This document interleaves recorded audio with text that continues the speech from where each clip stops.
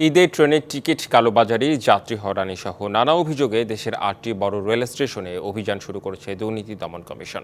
দুদকের প্রধান কার্যালয় সহ দেশের ৯টি বিশেষ এনফোর্সমেন্ট টিম এ অভিযান পরিচালনা করছে। অভিযানে কিছু স্টেশনে নানান অনিয়ম ও অব্যবস্থাপনার সত্যতা মেলে।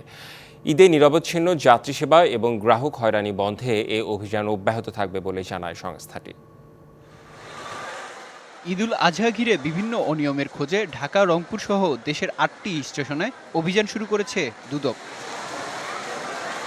বুধবার দুপুরে রংপুর স্টেশনে টিকিট কাউন্টার ও প্ল্যাটফর্মে কর্মকর্তা কর্মচারীদের উপস্থিতি ও দায়িত্ব পালনের নানা বিষয় পর্যবেক্ষণ করে দুদকের টিম। এ সময় প্ল্যাটফর্ম, বাথরুম ও বিশ্রাম কক্ষে অব্যবস্থাপনার প্রমাণ পায় দলটি। নগদ পেমেন্টে 500 টাকা পর্যন্ত ক্যাশব্যাক আর লেনদেনে প্রতিদিন ডিপ ফ্রিজ এবং ঘন্টায় ঘন্টায় এসি, টিভি সহ দারুণ সব গিফট। স্টেশনে কিছু সমস্যা আছে, সেগুলো আমরা চিহ্নিত করে এগুলোর বিষয়ে আমরা প্রধান কার্যালয়কে জানাবো। তারা যেভাবে ইনস্ট্রাকশন দেয় সেভাবে আমরা পরবর্তী কার্যক্রম নেব। এদিকে সিলেট রেলওয়ে স্টেশনে টিকিট কালোবাজারি, নতুন প্ল্যাটফর্ম নির্মাণে অনিয়ম, টেন্ডার ছাড়া রেলওয়ে বিভাগের সরঞ্জাম বিক্রি সহ বেশ কিছু অভিযোগের প্রাথমিক সত্যতা মেলে। সিলেট টু চট্টগ্রামে স্লিপার একটা কত লাগবে?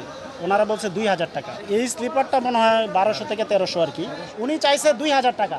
তা উনি কিভাবে এই টিকিটগুলো সংগ্রহ করে, এটা আমরা একটু অনুসন্ধানে দেখব।